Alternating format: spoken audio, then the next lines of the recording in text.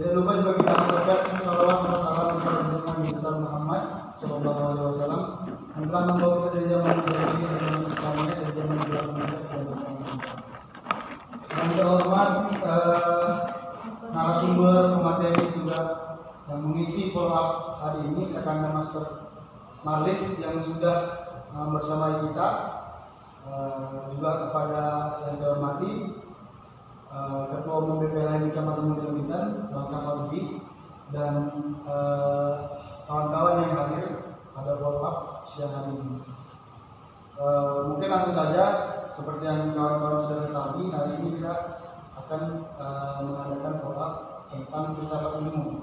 Sedikit mungkin filsafat tentang bagaimana cara berpikir juga dipakai juga dalam bentuk metode penelitian dan lain sebagainya. Yang paling terpenting dari filsafat ini sendiri, bagaimana kita dapat memahami cara berpikir untuk mencari satu sabab musabab satu ilmu atau pengetahuan. Nanti lebih jelas dan lebih lengkapnya akan dijelaskan oleh pemateri kita, rekan Master Maris. Kepada rekan Master dipersilakan.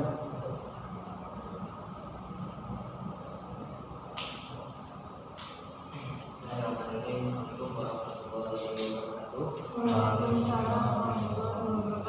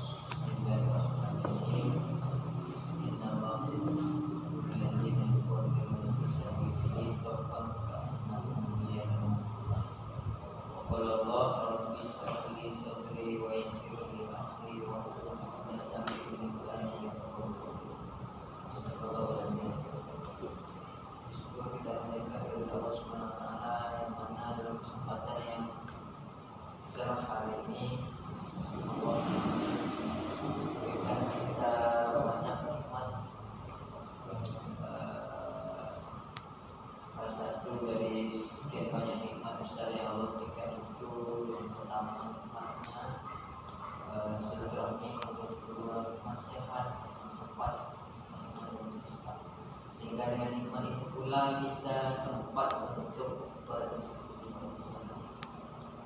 Shalawat beriringkan salam, mari sama-sama kita mohonkan kepada Allah Subhanahu Wa Taala agar senantiasa tercurah kepada uswah kita, suri tauladan kita, contoh bagi kita, panutan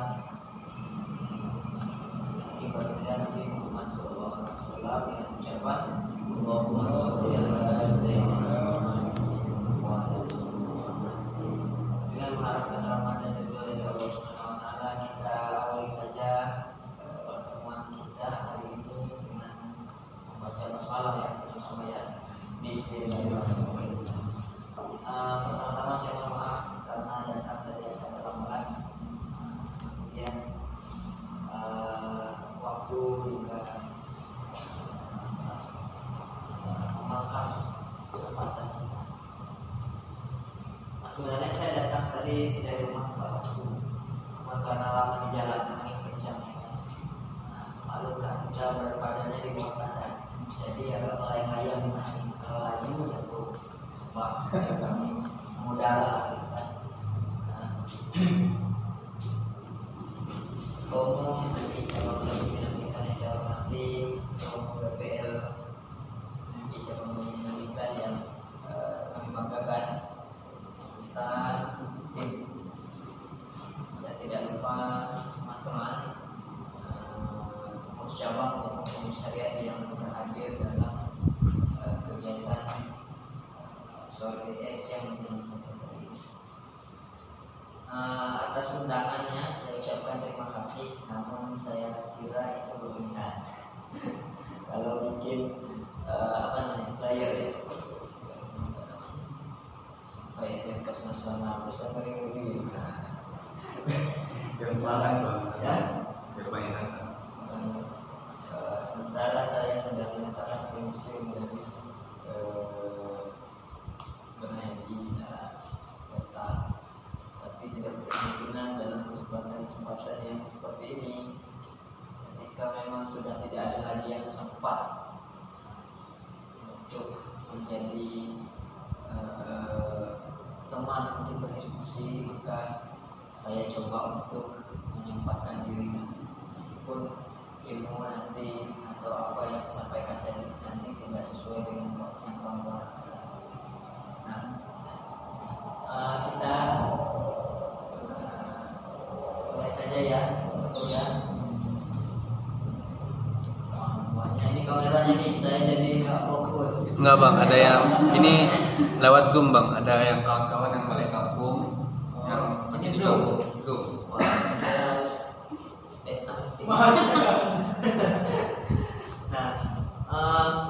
kita diskusinya santai aja ya, karena materi filsafat ini sesungguhnya sudah sering kita bahas, sudah sering kita diskusikan, namun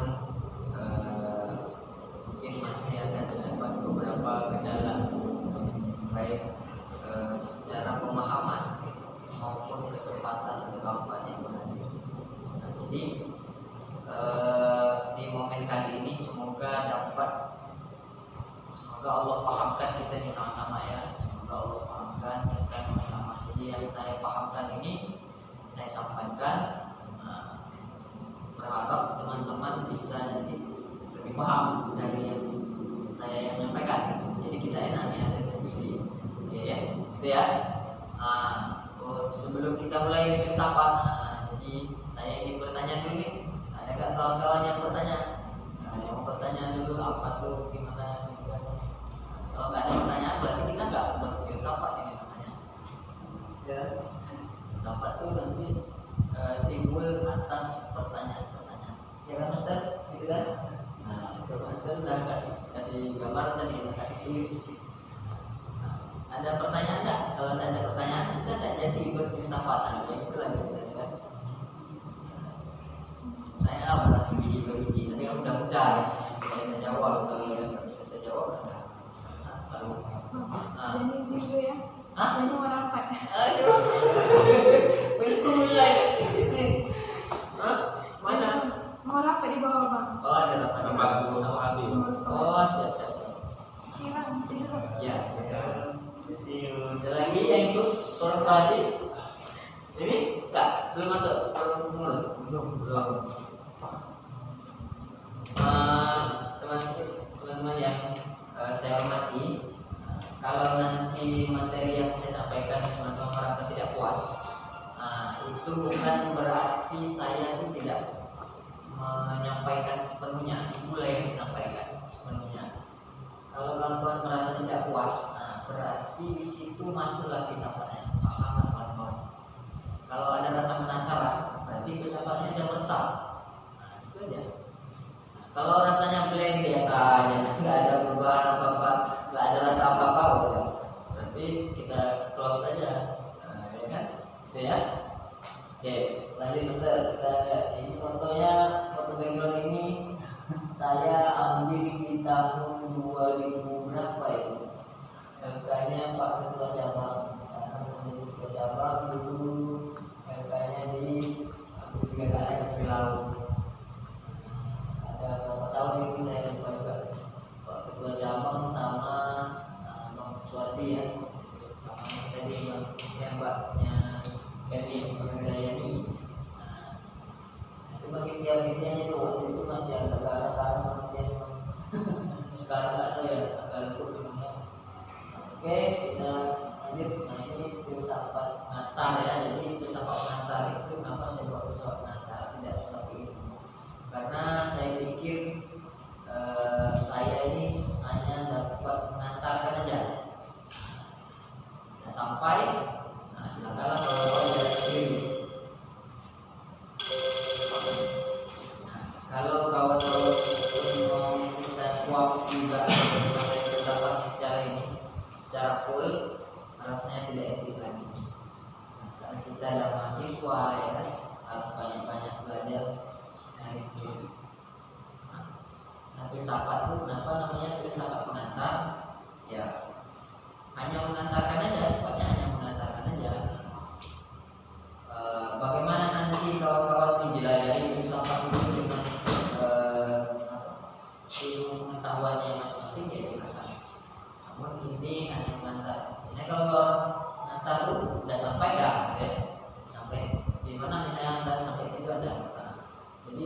kehidupannya itulah nanti dia akan berbuat apa tentang filsafat masing-masing. Oke, kita lihat apa yang tergambarkan dalam pikiran kita itu kalau kita sedang bicara filsafat. Dulu yang ke-1, mana yang ke-1 kan? Kalau dulu saya nggak jadi, saya kira saya ke-1. Pada saya ceritakan ini, wah nanti kita ke-1 ke-2 lagi. Baru yang ke-1 semua. Teman-teman orang dari mana? Misalnya apa? Nah, eksakta. Oh, yang ke-1 terakhir ini. Ya. Oh, ini sama. Fisik. Duluan fisik atau duluan sama semua. Oh, sama. Ini yang Desember ya? Di Desember 2000. Akan sekali semua. Oh, yang selesai semua. Nah, baik. Kita kan kemarin sudah belajar ya filsafatnya di LK.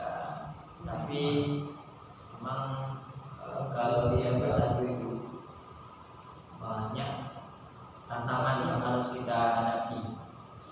Tidak hanya materinya aja, tapi ada juga tantangan dari panitia dan peserta lainnya, ya kan? Tentang makan, tentang istirahat, tentang belajar dan sebagainya itu menjadi ujian juga bagi kita. Nah, jadi kita belajarnya kemungkinan sulit untuk dapat fokus. Maka di sesi follow up sesi follow up ini kita berharap apa yang kita serap kemarin di forum 1 dapat kemudian kita refresh kembali di follow up ini.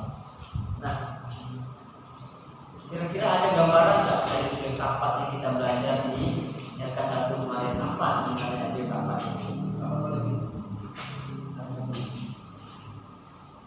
Nah, jadi kita harus ada komunikasi nih, harus ada interaksi nih. Saya bisa juga untuk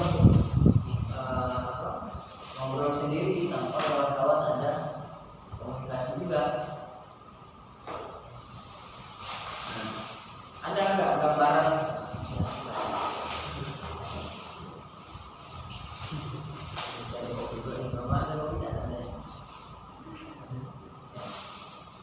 Jadi filsafat itu kan udah pernah kita pelajari ya. Ada nggak catatan di bawah di apa?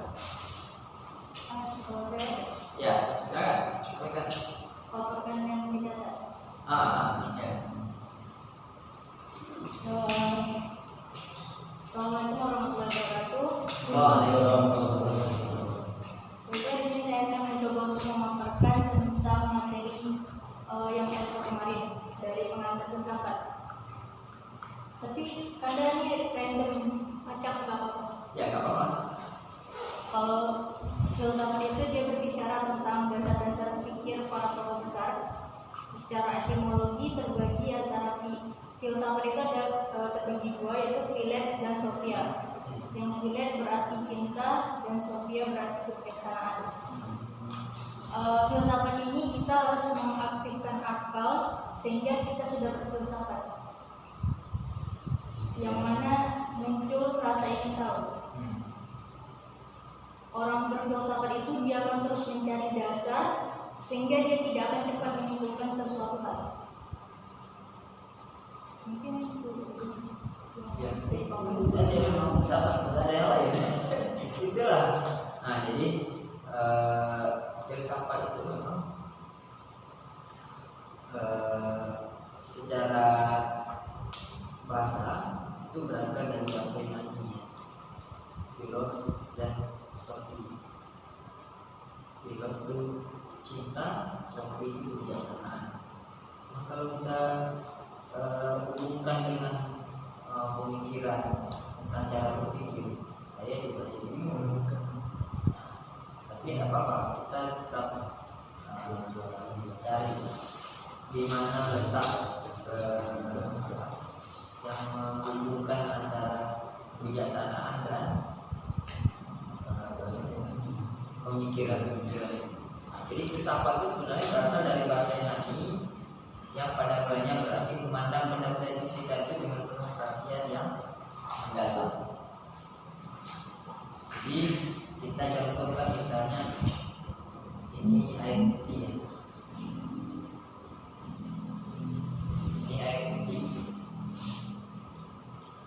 kita belum bisa katakan dia air putih, ini adalah air putih kalau kemudian kita belum dapat membuktikan secara utuh bahwa ini adalah air putih.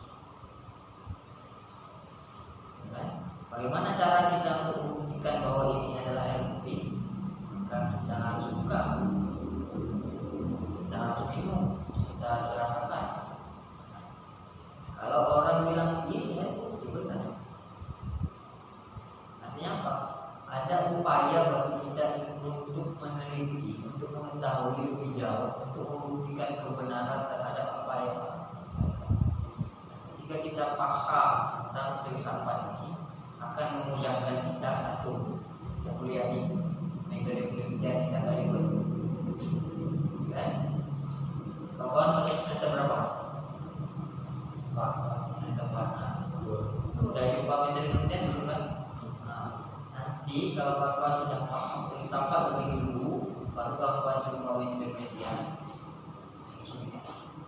Jika kita lakukan penelitian nanti kita dapat lagi. Bagaimana kita mengembangkan skripsi itu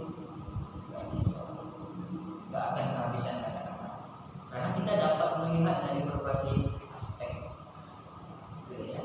Kita kembali lagi ke masalah air putih gitu ya.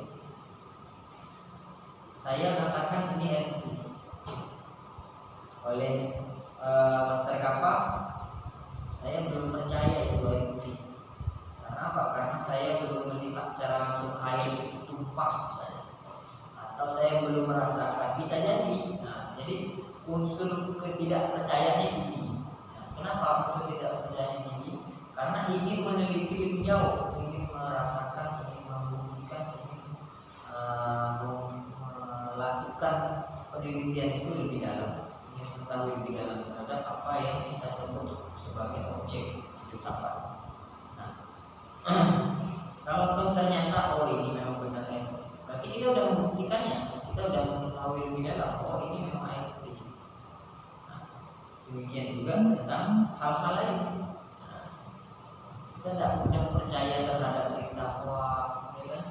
Tidak mudah percaya dengan isu-isu yang tidak jelas sebelum kita melakukan penelitian. Kalau bahasa Qurannya, bahasa orang Islamnya itu, bahasa kadarnya itu tabayun. Itu pula filsafat tabayun kan. Di sana ada kecelakaan, kita baca di WA, ya, ada orang tulis, ada orang posting, ya, kita tengok, tapi belum bisa kita mengatakan ini benar. Bisa jadi ini tempatnya berbeda, waktunya berbeda, orangnya salah orang, ya kan? Informasi itu kadang, ya apalagi sekarang itu susah banget bagi kita itu untuk mencari kebenaran terhadap berita-berita ya. Tidak usahlah dari dulu, ya kan? Banyak buzzer-buzzer dan lain sebagainya itu yang mereka buat sendiri, mereka ciptakan sendiri, kemudian mereka kembangkan, itu akan menjadi sulit bagi kita itu untuk membedakan mana yang benar, mana yang salah, mana berita betul, mana berita bohong. Maka orang yang punya pemikiran filsafat itu, orang yang memahami filsafat itu, akhirnya dia akan bijak. Nah, situlah hubungannya. Situ hubungannya ya. Orang yang paham dengan filsafat itu, dia akan menjadikan dirinya itu bijak. Artinya tidak bergambar dalam mengambil keputusan. Memang terkesan agak lambat, tapi tidak apa-apa. Daripada kita buat keputusan singkat, tetapi hasilnya tidak maksimal, ya, akan sia-sia. Coba contoh aja ini. Kita mau buat acara ini, target kita berapa peserta yang kita undang?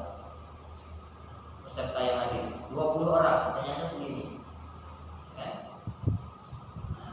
Itulah ya, kira-kira ya. Kita lanjut aja bang. Enggak banyak memang materinya, paling sekitar 10 atau 9 saja. Nah, jadi apa definisi filsafat? Nah, memang salah singkat filsafat itu dapat diartikan sebagai ilmu yang mempelajari seluruh realitas sampai pada sesuatu yang paling dalam. Seperti itulah tadi ya, tentang air putih tadi, kita nggak mungkin percaya juga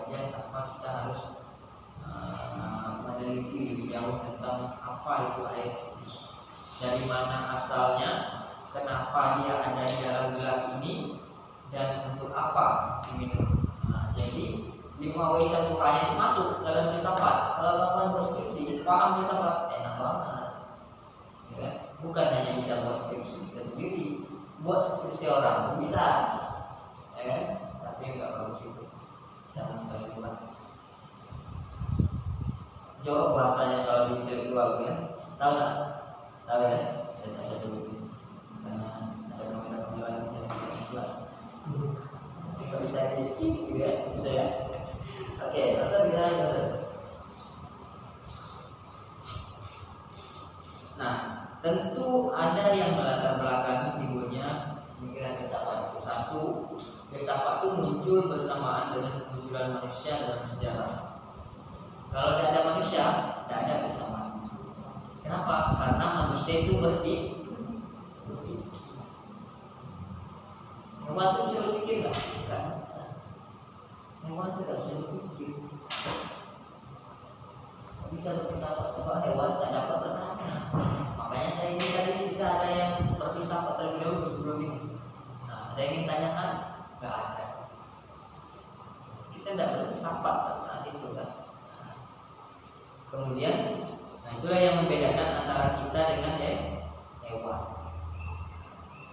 Kenapa kita berfilsafat? Karena kita diberi akal. Akal itu dari mana? 3 komponennya. Akal 1 mata, komponennya ya. 2 telinga, 3 hati. Binatang mata ada, telinga ada, tapi hatinya ada juga, cuma dari fisika. Paham ya? Tidak dirasakan. Dia nengok makanan aja. Kalau manusia ini nengoknya harus tanda-tanda kebesaran Allah ya kan. Nah, kita di dalam lingkungan ini, jadi saya bicaranya nggak terlalu umum. Ya agak Islam sedikit apa lah ya. Oke. Kita nanti kalau ada pertanyaan langsung diisi aja. Nah, potong aja saya bicara nggak apa-apa. Kalau nggak karena ini ngoceh terus nih. Pada tadi waktunya kasih tahu Mister. Saya lagi harap senangnya mau kan kita jangan mendapat komen seperti ini dalam Sampai matahari terbenam. Nah, yang kedua adalah bertolak dari kejadian yang dialami setiap saat. Contoh, kan? Contoh nih, bertolak dari kejadian yang dialami setiap saat. Kita dari lahir kecil belum bisa apa-apa, terletak kayak nangis, ASI aja yang baru masuk dalam badan kita itu berubah ya kan. Nah, ada kejadian yang dialami setiap saat itu. Nah, ada perubahan bagi dirinya itu dari kecil nggak ada yang ngapa-ngapain bisa duduk ya kan, sampai bisa merangkak, duduk, berdiri, jalan. Nah, sampai sekarang ada pacaran ya ya. Oh, kok pada tegang kayak saya sendiri. Seru lah. Nah, jadi berangkat dari kejadian yang dialami setiap saat itu, perubahan itu timbul pertanyaan bagi kita. Nah, kenapa barang ini bisa terjadi? Kenapa hal ini bisa terjadi? Apa yang menyebabkan ini bisa berubah seperti itu? Pernah nggak kita berpikir sebelumnya? Kan? Bahwa kita tuh dari dulu aku terletak dan nggak bisa ngapa-ngapain. Kan? Mau cebok aja, dicebokin, mau makan disuapin, mau ngapa-ngapain semua itu bertolak. Hari ini aku udah bisa sendiri. Terhadap perubahan itu dari kecil sampai kita seusia ini, kita pernah nggak berpikir bahwa perubahan kita itu terjadi dalam diri kita? Kalau kita sempat berpikir demikian, berarti saat itu kita sedang berfilsafat. Ada pertanyaan bagi diri kita ini. Seperti ini, apa yang menyebabkan aku sampai seperti ini? Ya. Ketika seorang bertanya, maka saat itulah ia berfilsafat. Jadi filsafat itu sebetulnya kita itu bertanya pada diri kita atau pada orang lain. Ada rasa ingin tahu. Nah, yang ketiga, terjadi perubahan pada suatu benda yang saya sampaikan. berubah. Contoh aja misalnya, ini air putih tadi kan, tiba-tiba dia jadi kopi susu. Kenapa? Bisa jadi sampai seperti kopi susu. Nah, ada campurannya, ada kopi, ada susu. Nah, itu penyebabnya sehingga dia menjadi seperti ini. Enak ya kan? Saya tadi minum. Kalau lihat tak ada saya. Oke ya. Terus ada rasa heran. Nah, ini yang penting. Kalau kita nggak heran terhadap suatu kejadian itu, dari perubahan pada bentuk benda, kita nggak heran, tak bisa memang.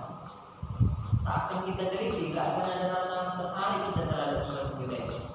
Contohnya, abang yang pakai baju biar sebenarnya Ali. Nah, Ali. Ali. Nah, Bang Ali ini siapa namanya? Enggak. Cika. Nah, Bang Ali ada rasa heran terhadap Cika. Karena cinta tadi ya. Filsafat itu kan cinta kan? Cinta bijaksana. Tapi cinta aja lah, kita nanti ada bijaksananya. Kalau bijaksana itu nanti ada bijaksana, ada bijaksini. Saya ini bicara tentang rasa herannya ya. Nah, jadi Bang Ali ini ada rasa suka, ada rasa penasaran, ada rasa heran terhadap Cika. Nah, Cika ini disebut objek filsafat oleh Bang Ali. Karena apa? Karena kalau ada rasa heran berarti ada upaya untuk melakukan penelitian untuk meneliti lebih jauh, ada rasa ingin tahu lebih jauh terhadap itu. Nah, gitu siapa sebenarnya Cika ini? Dari mana dia ini? Tinggal di mana dia ini? Apa nama WA-nya ini? Namanya kan belum ini. Semester berapa ini? Timbul banyak jadinya pertanyaan-pertanyaan. Maaf ya, abang nggak dalam rangka untuk mengadu-ngadu kalian enggak. Tapi ini kita jadikan sebagai objek filsafat, oke? Jika terima abang jadikan objek filsafat? Kalau nggak terima abang cari yang lain. Terima? Nah, ini agar kita lebih mudah memahami aja ya. Nggak mungkin lah abang jadikan ketum objek filsafat keterlaluan, ya kan? Nah, jadi oleh karena Bang Ali ini suka ada rasa heran terhadap si Cika. Cika itu begitu melihat ya. Nah, itu lah ya kira-kira ya. Nah, jadi ada rasa heran. Nah, itu intinya. Saya jauh dulu ya. Kemudian yang berikutnya itu ada sanksi. Sanksi itu bukan hukuman ya. Ini sanksi dalam hal ini bukan hukuman. Kalau sanksi hukuman itu SANKSI. Kalau ini sanksi pakai G. Nah, jadi ragu-ragu. Jangan-jangan ada ragu-ragu. Jangan-jangan Cika ini bukan punya suami. Ya kan? Jangan-jangan Cika ini anaknya dosen saya. Atau jangan-jangan Cika ini Satpol PP. Tahu saya. Kelasan untung ya. Nah, jadi ada rasa ragu-ragu itu membuat kita itu berupaya untuk meneliti lebih jauh terhadap Cika. Oke, Cika masih bisa kita gunakan sebagai objek. Maaf nih Cika ya. Kemudian berikutnya adalah ada kesadaran akan keterbatasan. Akhirnya sudah buntu kita ini untuk meneliti Cika ini. Terhadap rasa heran kita itu akhirnya kita nyerah. Ada keterbatasan. Sadar kita ada keterbatasan. Aku ini siapa? Aku ini cuma mahasiswa belum kerja, belum berpenghasilan, tapi dapat hasil. Nah, itu lagi kita. Jadi kita tuh ada rasa membatasi diri. Diri gimana? Oh, ya udah aku nggak mampu lagi, nggak segitu aja. Ya, paham sampai situ? Ada pertanyaan? Ya? Kalau ada kita lanjut. Nah, kita lanjut ya. Nah, ini objeknya. Tadi kan saya udah kasih tahu ya objeknya. Jadi filsafat itu. Jadi objek filsafat itu terdiri dari dua. Satu objek formal, satu objek material, dua objek formal. Kita lihat dulu objek materialnya. Objek material itu satu mengenai apa yang dibicarakan. Jadi apa yang trending hari itu kita teliti itu. Atau dalam penelitian skripsi kita itu apa yang menjadi ininya, pokoknya yang trending lah, yang akan menjadi pokok penelitian kita itu. Itu dia namanya objek materi. Kita bicara tentang apa nih? Tentang cika, berarti cika menjadi objek filsafat berupa objek material. Kemudian mengenai apa yang dipelajari, kita pelajari nih si cika nih. Mulai dari latar belakang pendidikan, latar belakang keluarga, latar belakang kehidupannya, ya kan? Siapa temannya, di mana tempat itu, semuanya harus kita teliti. Mengenai apa yang diselidiki, lalu kemudian mengenai apa yang dibahas. Kita bahasnya tentang cika, berarti cika nih jadi objek. Jadi ya, jangan keluar dulu dari itu. Mengenai apa yang dipandang, terus mengenai apa yang disoroti samanya. Atau dengan kata lain, ini katanya J.J. Stan. Atau dengan kata lain bisa juga disebut sebagai sasaran pemikiran. Target pemikiran, ya kan? Pokoknya pemikiran kita itu tentang cika. Jadi cika menjadi objek material. Ya, bagaimana dengan objek formal? Ada objek material, ada objek formal. Objek formal adalah objek formal filsafat, yaitu sudut pandang dalam menyelidiki, membahas atau menyoroti suatu. Dilihat dari sudut pandang. Ya. Sudut pandang ini misalnya Bang Ali melihat cika ini dari sudut pandang mana? Dari sudut pandang keagamaannya, ya. Dari sudut pandang perilakunya, dari sudut pandang baik buruknya, dari sudut pandang pergaulan dan lain sebagainya. Itu sudut pandangnya. Kalau untuk filsafat itu ada 3 sudut pandang. Yang pertama itu psikologi, ya, sudut pandang psikologi itu menyoroti manusia dari segi kejiwaan. Kemudian yang kedua antropologi, menyoroti manusia dari sisi seni budaya. Yang ketiga sosiologi. Sosiologi ini menyoroti tentang interaksi manusia dengan manusia lain, pergaulan, ya, pergaulan sehari. Oke Bang, kita lanjut Bang. Selanjutnya mana yang disebut objek formal dan objek material filsafat?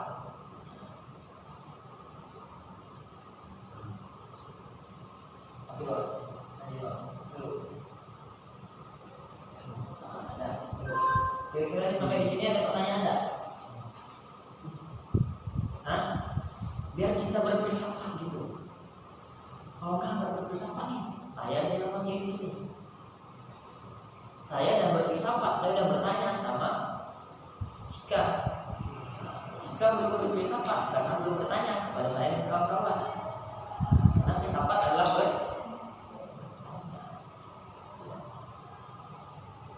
Kenapa bisa bertanya? Berarti ada rasa heran. Kalau nggak ada rasa heran, tidak jadi kita filsafat. Ya kan, Bang Ali? Bang Ali yang ini apa yang ini? Oh, yang ini yang ini? Johan. Ini Awan. Ini siapa? Alfi. Tuh. Jika tadi kan. Oke, kalau tak ada pertanyaan, saya anggap paham. Setuju? Setuju? Nanti kalau paham, saya bertanya. Oke. Oke. Kalau paham, kita diskusi nih. Setuju? Kalau tanya. Oke Bang, kita lanjut Bang. Ini ada gambar. Apa yang dapat kawan-kawan lihat dari gambar ini? Yang dapat kawan tangkap dari gambar ini? Minum ya.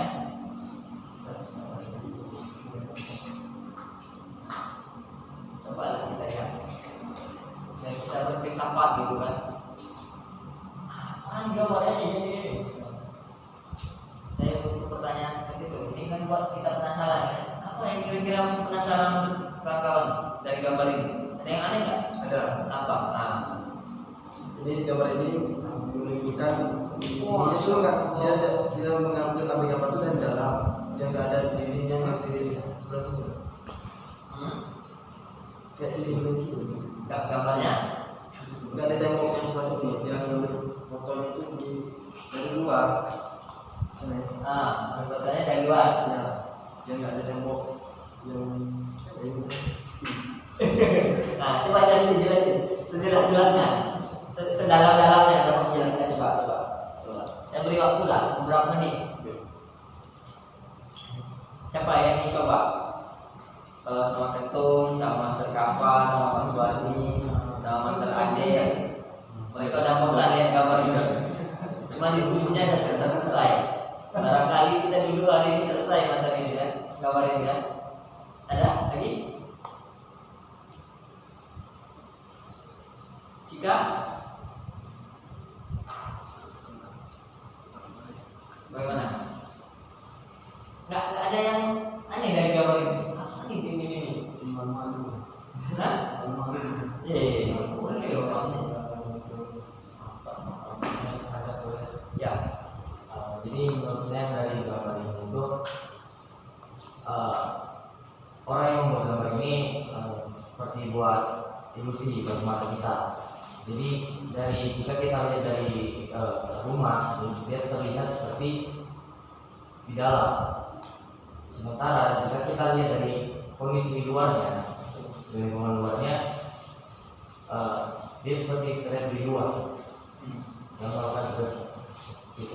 Ya. Oke. Lagi. Nah, ya itu tentang orang yang membuat gambarnya. Kalau kita lepas dari cerita orang yang membuat gambarnya, kita lihat gambarnya ya. Ini gambarnya ini bagaimana menurut kita? Apakah di luar rumah atau di dalam rumah? Kan itu pertanyaannya. Kalau kita lihat gambar ini kan, ini orang ini ngapain di luar atau di dalam gitu? Kalau di dalam kok ada rumput-rumputnya, kalau di luar kok ada atapnya,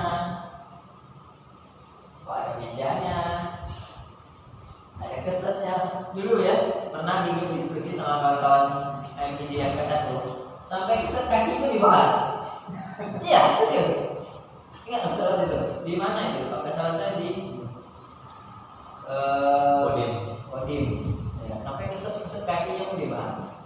Nah, coba lah biar kita tuh terbuka pikiran kita tentang apa kita lihat. Ini ada pertanyaan yang aneh gitu kan dari gambar ini kan menimbulkan pikiran yang aneh aja. Kalau dibilang ini di luar rumah, kok ada lampunya pula di situ, di atapnya. Biasanya kalau lampu atap berarti itu di luar ya, ya kan? Jadi sebenarnya ini di luar rumah atau di dalam rumah? Yang bilang di dalam, yang bilang di dalam rumah. Ada semuanya Yang di luar rumah nggak ada. Ada satu pun sepakat begini berarti tidak ada limitasi namanya. Iya kan? Jadi kita kelas aja. Ya di dalam rumah semuanya. Hah? Ya serius di dalam rumah. Serius ya, Ali? Oke. Dapat dipertahankan di dalam rumah? Dapat dipertanggungjawabkan? Nah apa alasannya di dalam rumah? Karena menurut pandangan saya karena rumah ini seperti 3 dimensi gitu. Jadi kalau kita mandang ke sini nampaknya seperti dari luar. Coba kita mandang ke sini ya. Ini pintunya itu seperti sebelah sini gitu. Pintunya sebelah sini. Cuman kalau kita lihat sebelah sini, nah ini semacam di luar gitu. Jadi kesimpulannya di dalam. Di dalam. Oke ya di dalam. Setiap jawaban dari kawan-kawan dipertanggungjawabkan. Ya. Siapa? Johan. Ya, Ya. Apaan? nah saya menurut saya ini di dalam karena terlihat juga dari bentuk lingkungannya. Jika kita di dalam itu yang lebih dalam, bukanlah bentuk luar. Nah, terus kan ini terlihat seperti apa ya? Ya, ini bagian dalamnya. Dia lebih dari gambaran ini memang lebih memfokuskan orang seperti di dalam rumah. Yang membuat dia itu seperti di dalam karena ada Tuhannya ini. Ya, bangunan itu dalam rumah. Oke, itu dari sudut pandang luar ya. Kalau Ali tadi dari sisi mana tadi lihatnya? Dari Pandang. cara memandangnya ya. Coba. Berikutnya siapa tadi? Awan. Awan, ya Awan. Yang kalau dari segi pandang saya kami kata itu di dalam, karena kita tengok di kan ada lantai. Lantai. Lantai-lantai seperti itu tak perlu berjaga di orang. Kurang berjaga di lantai-lantai seperti itu ditaruh di luar kan? Tak cocok. Oke. Kemudian di situ ada kertas kalau di luar, itu tengok tempatnya itu kayak banyak angin-angin itu terus setebak loh. Oh, ya. Jadi ikannya tidak dapat di situ. Ya benar-benar. Selanjutnya itu ada colokan. Itu colokan di luar juga kan? Itu colokan kalau di luar rumah colokan seperti itu kena air konslet. Oke. Tidak masuk. Oke. Ini soalnya nggak pernah dibahas mengenai kelas 1. Nah, itu dibahas. Oke, mantap. Kita tidak pernah bahas. Nah, terus ada lampu kan? Nah, lampu juga kena air konslet. Oh, Kena iya. air. Kena kolong pertama. Hmm. Jadi menurut saya itu di dalam rumah. Oke. Ya. Ada lagi? Go. Ya, silakan coba. Baik, kalau menurut saya gambar ini dibuat untuk kita untuk belajar dan untuk supaya kita tuh berpikir yang enggaknya. Awalnya saya lihatnya kan tergesa-gesa karena saya lihatnya sekali tadi pertama kali kan. Saya pikir itu di luar, tapi setelah saya lihat dari sudut ke sudut, ternyata gambar itu di dalam gitu. Dalam ya. Apa alasan di dalam? Karena dia sudut ke sudut kayak ini lantai, dia terhubung sama sudut yang di belakang. Oke. Berarti luarnya di belakang ini ya. Itu tembok sebelahnya. Jadi tembok yang sini nggak dinampakkan. Yes. Oke. Bagaimana dengan rumputnya, Pak? Siapa namanya? Api. Bagaimana dengan rumputnya, Cok? Enggak. Jadi yang saya bilang gambar ini hanya untuk supaya kita berpikir. Untuk itu jangan dibahas lagi.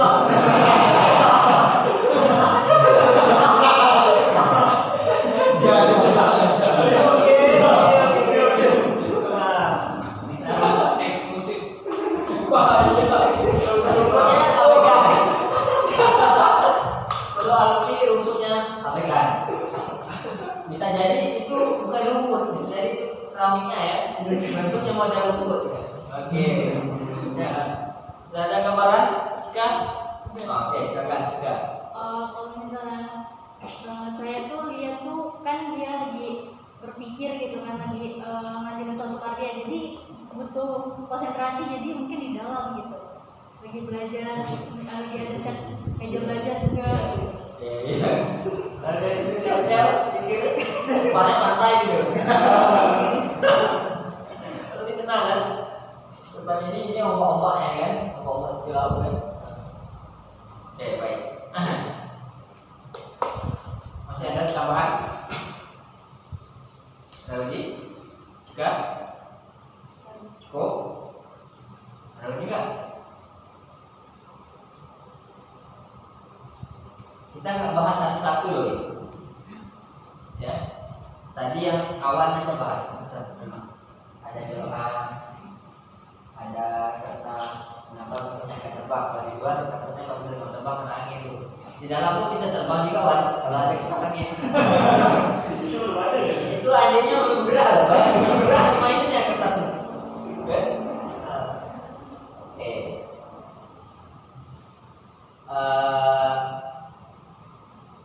Kalau keset kaki itu biasanya di luar atau di dalam sih? Hah? Di dalam. Dalam. Bagaimana dengan lampu? Atas. Hah? Lampu atas, ke atap. Bagaimana dengan atap? Bagaimana dengan ventilasi? itu membuktikan. Di depan tuh ada dinding kaca gitu. Nah,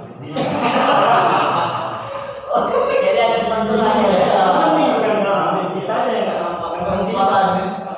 transparan. Oh gitu. Nah, jadi ada lagi? Ini Ada sudah. ada tambahan lagi? Memvariasikan lah Bang ya. Biar bervariasi lah ya. Ya, bervariasi. Nggak apa-apa. Kita jangan takut salah. Kalau berfilsafat itu salah, dia dapat satu. Benar, dia dapat dua. Kalau nggak berfilsafat, nggak ada salah, nggak ada benar, nggak berfilsafat sama sekali, nggak ada apa-apa.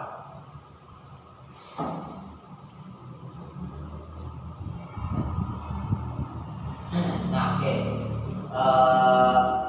Kita sudahi aja lah ya ini ya. Jelas ya. Tapi intinya gini, kesimpulan dari gambar ini sesungguhnya saya ingin kawan-kawan itu berpikir dengan sudut pandang masing-masing. Mana maksudnya? Ada yang menyatakan bahwa ini di dalam, ada yang menyatakan di luar. Kalau ternyata kita menyampaikannya itu di dalam, semuanya tidak apa-apa. Satu kesepakatan untuk bersama kita dapat duduk satu untuk memiliki satu kesepakatan itu jarang sekali.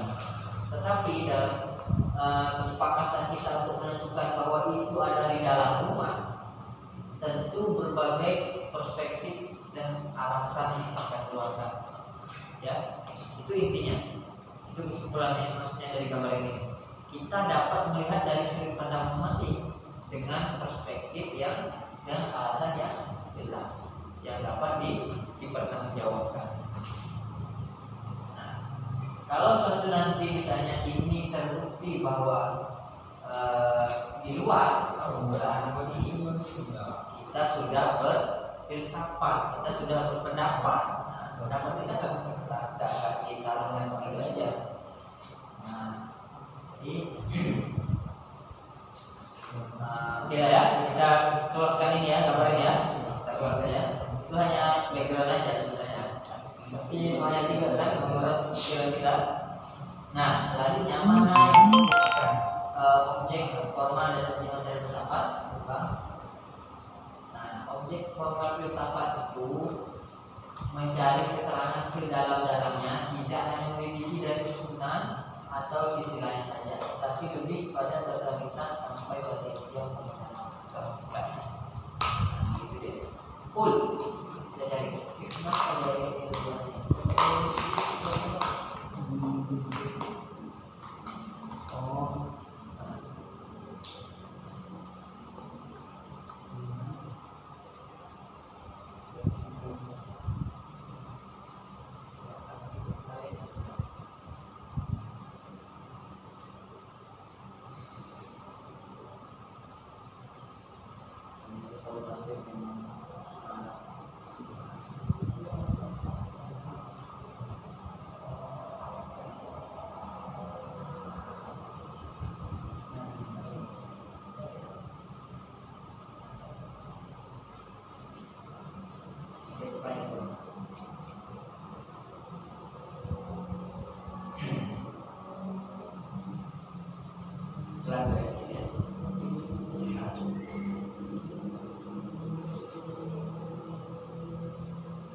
Nah, jadi objek formal itu ternyata tidak hanya memiliki tentang susunan atau sisi lainnya, tetapi juga memiliki sampai pada titik yang paling dalam.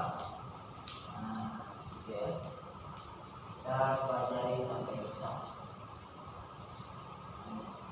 Lalu objek materi filsafat. Nah, ini objek materialnya. Materi filsafat itu yaitu segala sesuatu yang ada dan atau mungkin ada. Jadi yang ada atau yang mungkin ada. Bagaimana itu maksudnya? Bisa nggak disampaikan sama sesannya? Kira-kira maksudnya apa? Yang ada dan atau mungkin ada. Yang ada itu bisa dalam kenyataan atau bisa pula hanya dalam pikiran. Kira-kira ada nggak contohnya apa ya? Kira-kira yang ada atau mungkin ada itu bisa dalam kenyataan atau bisa pula dalam pikiran. Berarti keraguan. Ya, Mungkin ada berarti keraguan. kita belum dapat kepastian benda itu. Nah, gitu loh. Maaf kalau agak salah Melayu ya.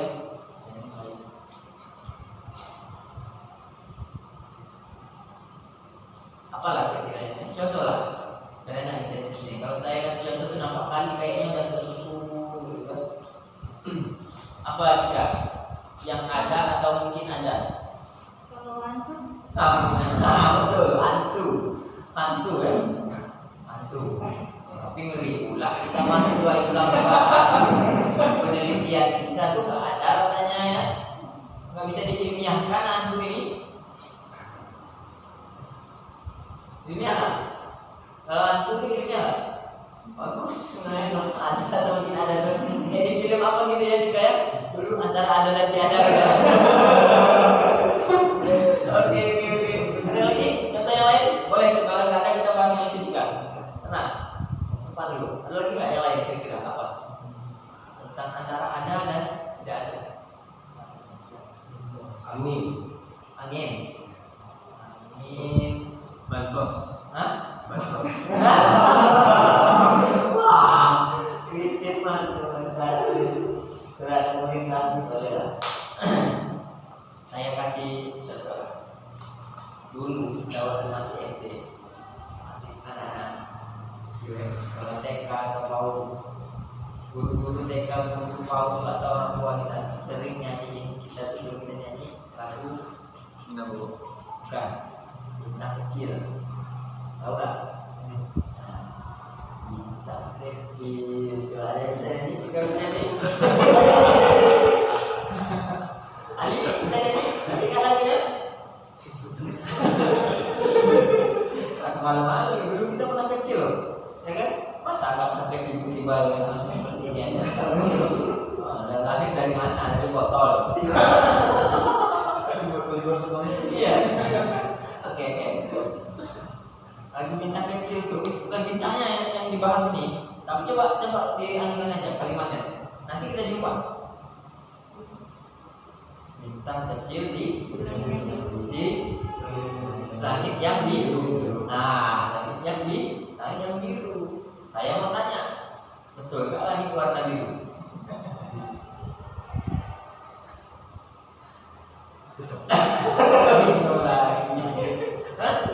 mungkin aja.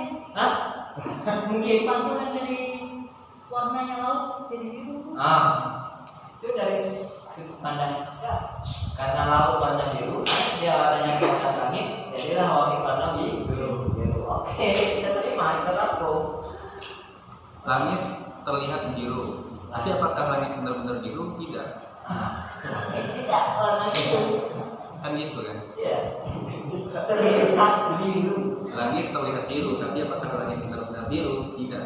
Jadi kita harus salahin ini lagi bintang kecil tadi. Bintang kecil di langit yang yang tinggi itu coba. Saya kalau jumpa memang saya teliti betul lagi itu. Siapa kita? Jadi ada mati malah ini. Oke.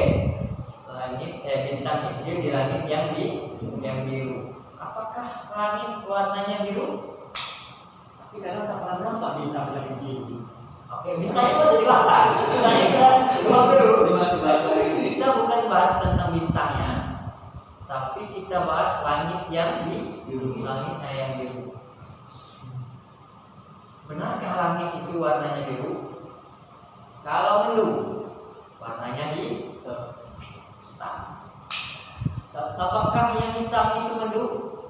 Apakah yang hitam itu langit? Awan. Nah, kawan-kawan pernah awannya hitam. Mas Iwan, nggak masuk kayak gitu kan? Tapi awan yang di langit ya, bukan awan yang di sekretariat yang di. Oke, tahu. Nah, kawan-kawan pernah lihat film astronot? Pernah? Nah, sang astronot itu naik roket sampai ke bulan. Pertanyaan saya, bulan itu ada di mana? Di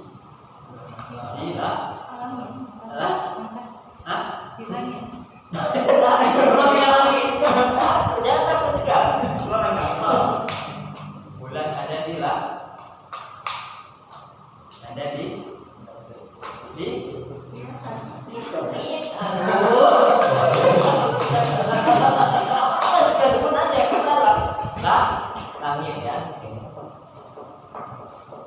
Naik kawan astronot sampai ke bulan. Berarti dia sampai ke langit karena bulan ada di langit. Sampai di langit, sampai di bulan astronot itu, tak betul tak tidak birunya saya tidak tahu. Sampai astronot itu di bulan, dia berjumpa langit. Yang dijumpai hanya bulan. Nah, dia naik ke bulan itu harusnya lewat menemui langit yang dia sekitar bulan itu ya. Tapi dia nggak lihat langit. Dia hanya lihat bulan. Yang mulai ragu kan, langit ada-adaan. Nah, pertanyaan kita, ada nggak langitnya di bulan? Ada nggak bulan? Ada nggak langitnya di bulan? Warna langit itu berubah. Nah, warna langit dan mulai berubah. Kalau kita bilang langit itu warnanya biru, malam hitam. Oh, biru juga ya? Saya nggak pernah lihat terang. Karena nggak ada galanya itu, cuma hitam-hitam. Lalu, kapan pernah naik pesawat? Nah ya, kalau nggak pernah keterlaluan. Tapi sekarang agak susah naik pesawat. Bayarnya mahal. Apa? Antigen ya. Nah, kita naik pesawat tuh tinggi loh itu. Kalau masih kecil kita bilang sama ya, terus sekarang kita bilang lagi karena kita lebih tinggi. Ya, biasa aja kita naik pesawat kayak gitu. Tapi ketika kawan-kawan naik pesawat itu dan di tempat yang tinggi, kita lihat di bawah-bawah nih sekitar ini jendela pesawat tuh warnanya biru ya. Kan kita udah di atas awan tuh. Kadang kalau pesawatnya di atas di bawah awan tuh kadang goyang biru kan. Mungkin itulah orang bikin lagu itu. Bintang kecil di langit yang biru karena dia lihat itu warnanya biru. Ya kan? Untuk membuktikan itu tingkat untuk membuktikannya. Kalau dia lihat dari bawah, nah itu warnanya biru juga. Ya kan? Biar akan lebih dekat ya kita. Lalu apa? Kita lihat lagi apa lagi contohnya ya? Orang pernah bulan aja. Lalu kita coba lihat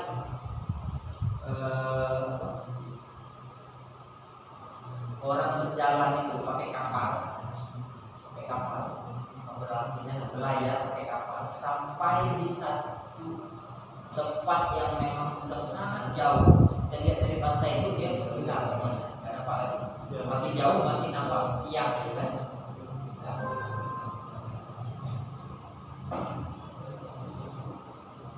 Apakah dia itu tenggelam? Tidak. Atau dia terlindung oleh langit? Tidak. Ya kan? Lalu kita lihat lagi contoh yang lain tentang langit itu.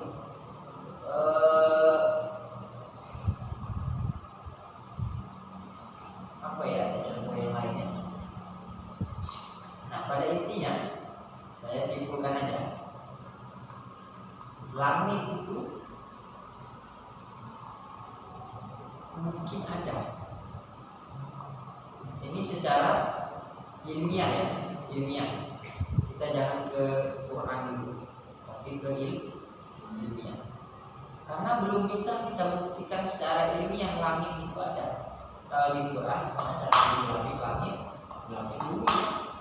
Nah, tapi berdasarkan ilmu ilmiah, pengetahuan ilmiah, mereka tuh belum ada yang sampai ke langit.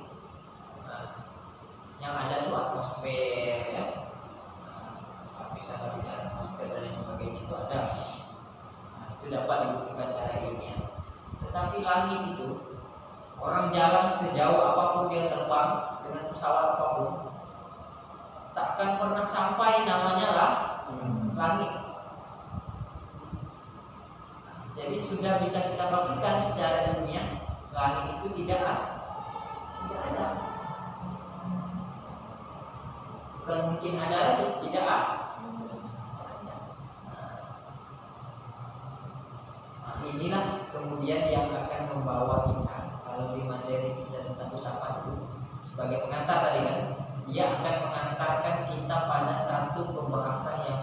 Aceh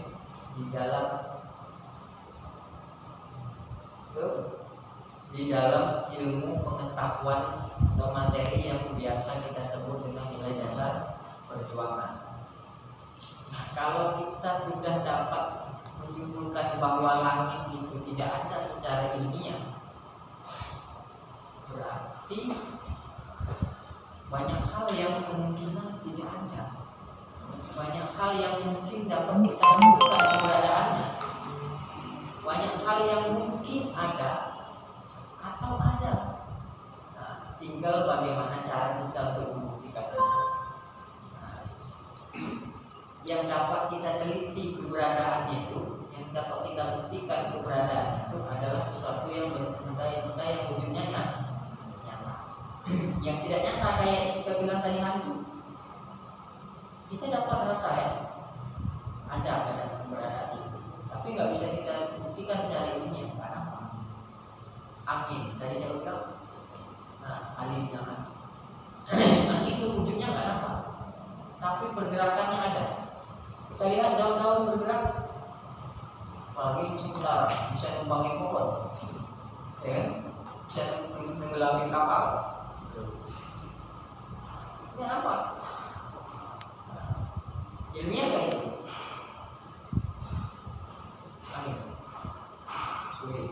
Jadi mungkin ada atau mungkin ada keberadaannya terasa, tapi nggak bisa dibuktikan secara nyata.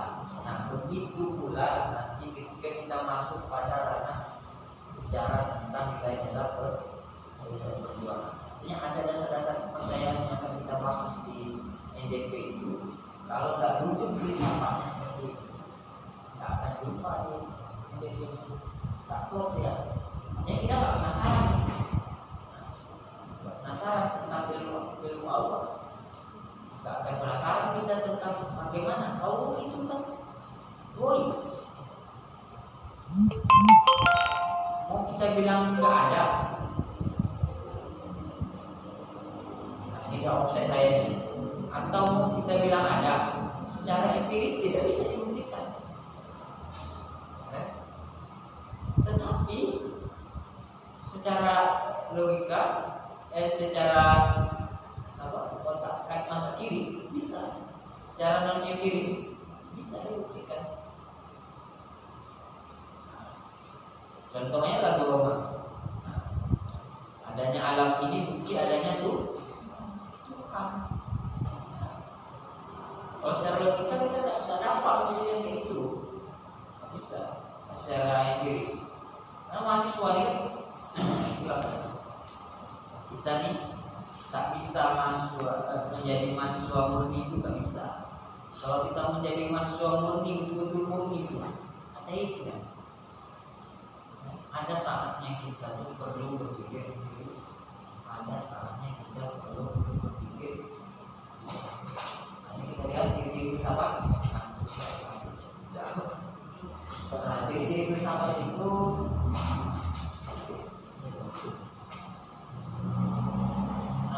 komprehensif yang memandang pendidikan secara total.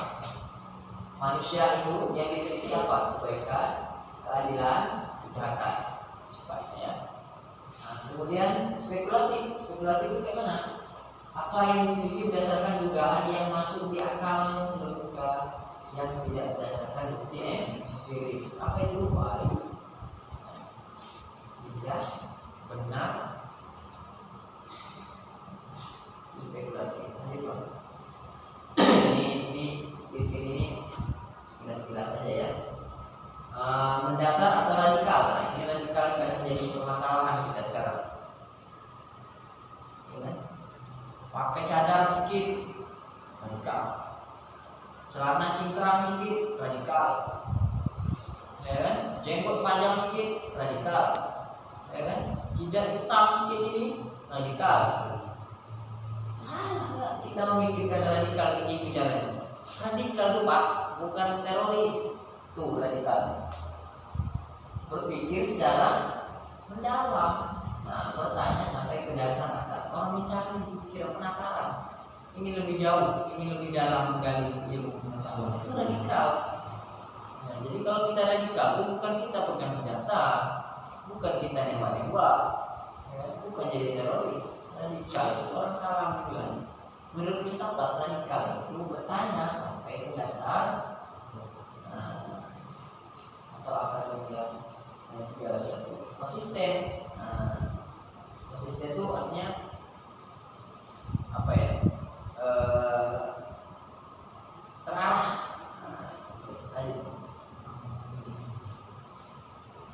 Ini logis, ya kan? Koheren logis, terus. Mengenai harus bersifat logis, kesimpulan yang harus diperoleh harus dimulai dari premis yang mendahulunya. Contoh, semua manusia akan mati. Itu premis mayornya. Premis minornya apa? Saya seorang manusia. Jadi kesimpulannya saya akan mati. Itulah. Terus, ini sistematis. Dalam menjawab suatu permasalahan digunakan pendapat sebagai wujud dari proses berpikir filsafat. Kita harus kumpul dari berbagai macam perspektif, ya. Kalau kita tanya sesuatu, itu merupakan sudut pandang kita agar kita sistematis dalam menyusun penelitian. Nah, ini akan bermanfaat ke sana nanti, kan? Nanti udah selesai, ya. Nanti udah melakukan filsafatnya. Berapa kali kita tadi filsafat ini? Nah, terus lanjut bebas. Bebas. Setiap filsafat adalah hasil pemikiran yang bebas dari prasangka sosial, dari kultural maupun religius. Jadi orang untuk berfilsafat pemikirannya kok nggak boleh terbatas. Lalu filsafat ini sekarang ternyata sudah masuk dalam penjara. Artinya apa? Dia terkurung pikirannya, dipecah-pecah. Filsafat Islam, filsafat komunikasi, filsafat sejarah, filsafat apalagi banyak filsafat. Jadi filsafat itu ternyata sudah dibagi-bagi. Pada sesungguhnya pada hakikatnya filsafat itu bebas. Yang nggak mau terikat dengan pemikiran manapun. Maksudnya nggak harus ada bidang yang mengatur hidupnya itu dia bebas. Seluas-luasnya dia dapat berpikir. Contohnya misalnya Bang Hendri, sarjana komunikasi, sarjana pendidikan, disuruh ngisi materi atau jadi narasumber atau jadi pembicara dalam TV One sebagai pakar politik, ya kan? Sebagai pakar politik, orang akan tidak terima. Loh, ini kan sarjana pendidikan. Nah, bidang keahliannya, skillnya pendidikan. Nah, mau lagi berbicara tentang politik, dari mana ceritanya? Nah, jadi sekarang kalau untuk menjadi pakar komunikasi politik, belajar ilmu politik.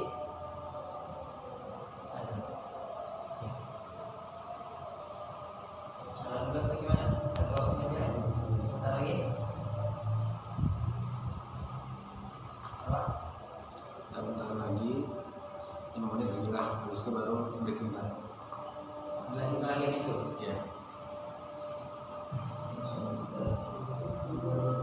Satu slide lagi. Oh ya bisa. Oke. Satu, tiga.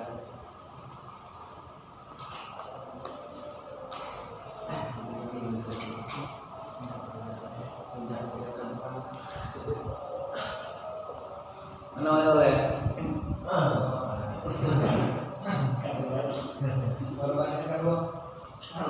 Masya Allah.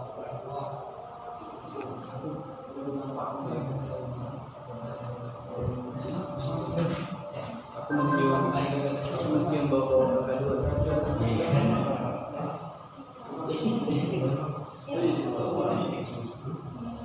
Digabung ada yang Tapi mau kembali ke orang kita. Ya, sebenarnya tinggi banget. Budi tinggi. Mana? Ya, semua. Cium bau.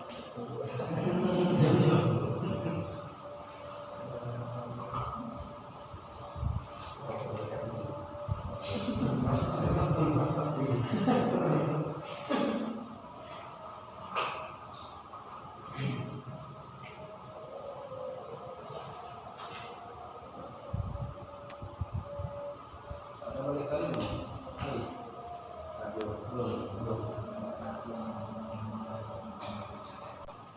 Dia tidak ada batasan-batasan.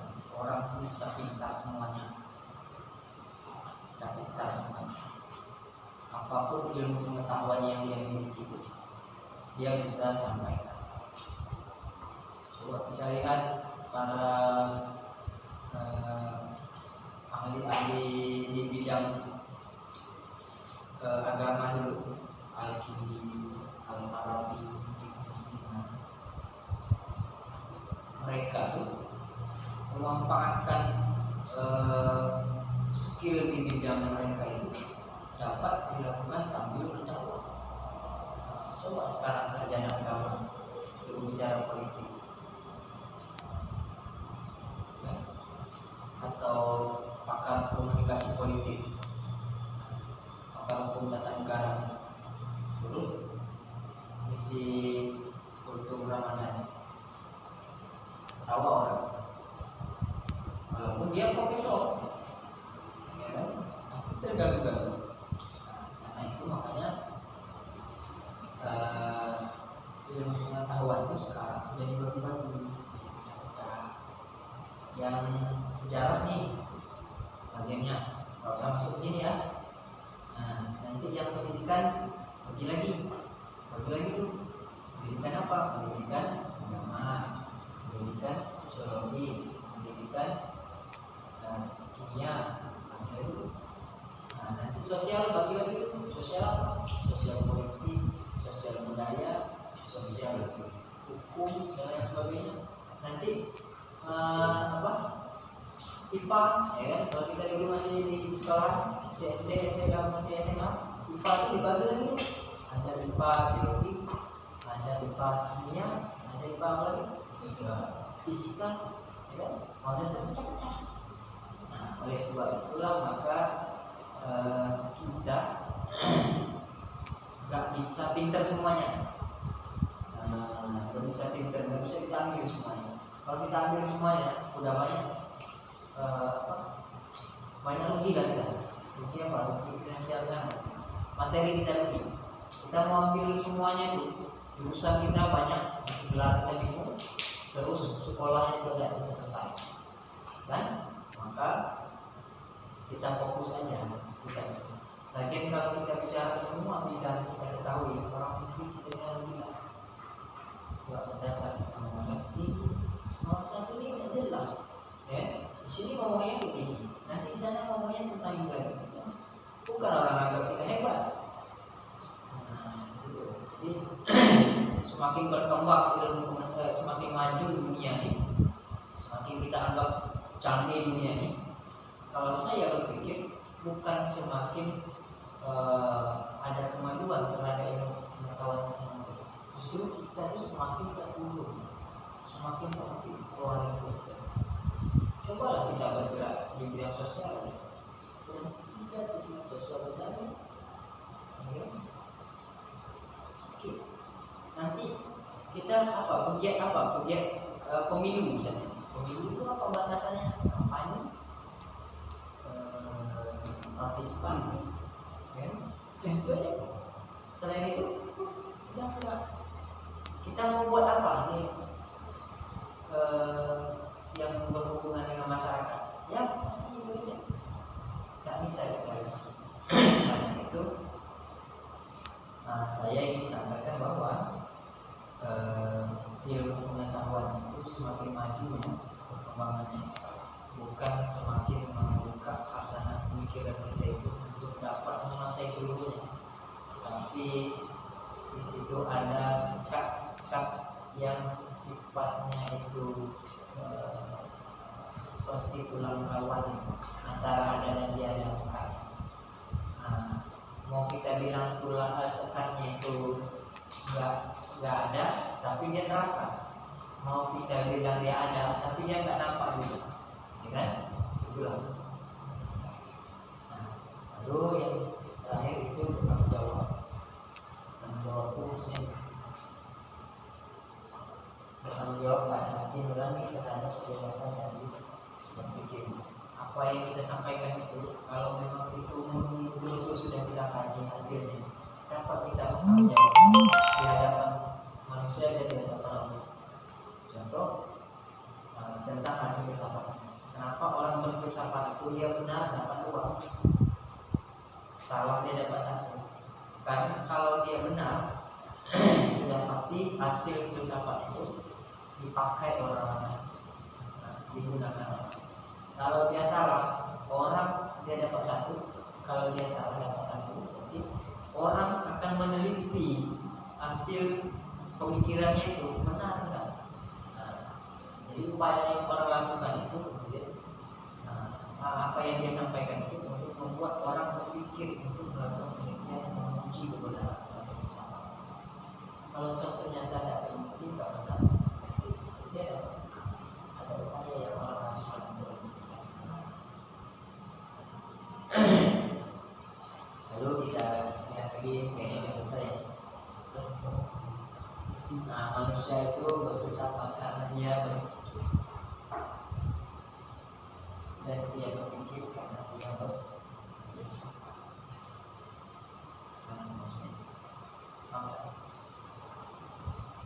Manusia berfilsafat karena dia berpikir. Dia berpikir karena dia berfilsafat. Dia bilang bukan saya siapa nama Jujur Surya Sumantri. Kalau bingung nanti tanya aja sama Pak Henry juga punya ini. Ini bahasanya saya. Bahasanya saya yang tulis ini. Berfilsafat adalah berpikir, tapi berpikir tidak selalu berarti berfilsafat. Maksudnya gimana? Kita ini berfilsafat itu adalah berpikir.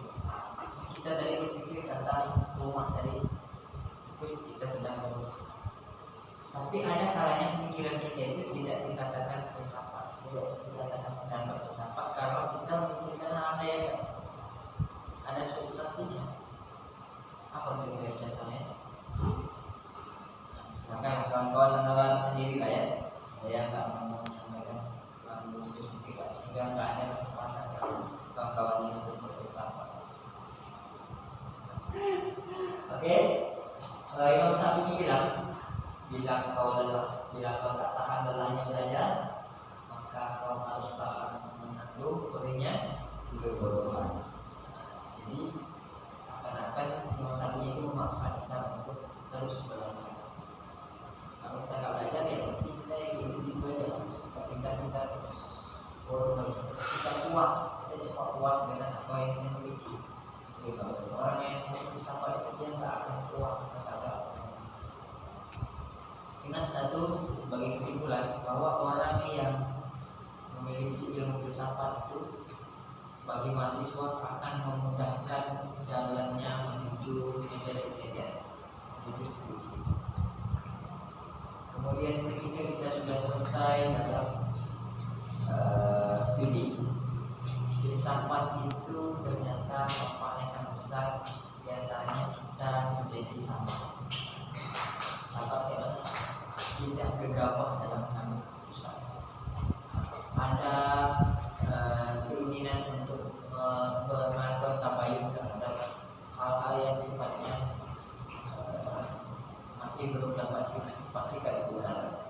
Contoh yang paling sering kita jumpai adalah berita hoax, isu-isu yang tidak jelas dan beredar bersebaran dalam media WA, WhatsApp, keluar masuk ke sana sini. Kadang satu handphone kita itu banyak grup sampai 5 kali 6 kali itu aja dalam grup yang berbeda kan.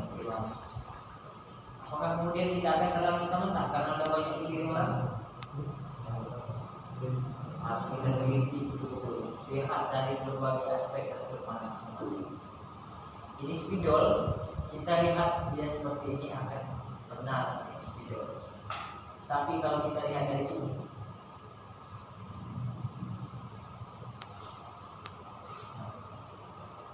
Sri kan di utara, betul?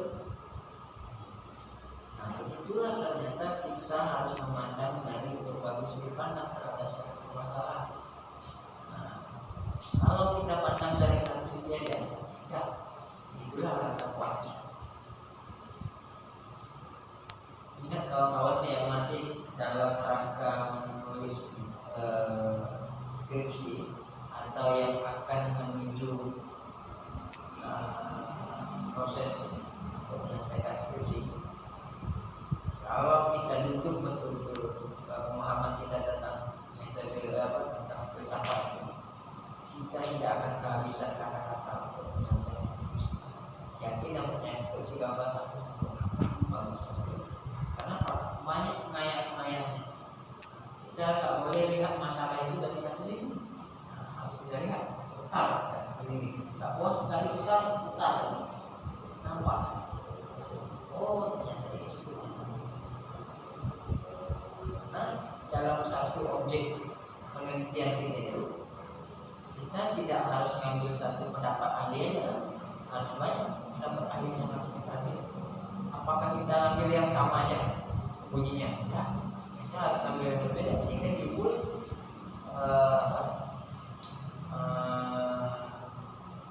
permasalahan. Nampak kita hasil dari penelitian itu. Nah, saya kira itu untuk diskusi kita pada kesempatan kali ini. Kalau misalnya ada pertanyaan, ya, diskusi. Kalau tak ada, kita bekerja. Ya, nanti kawan-kawan paham.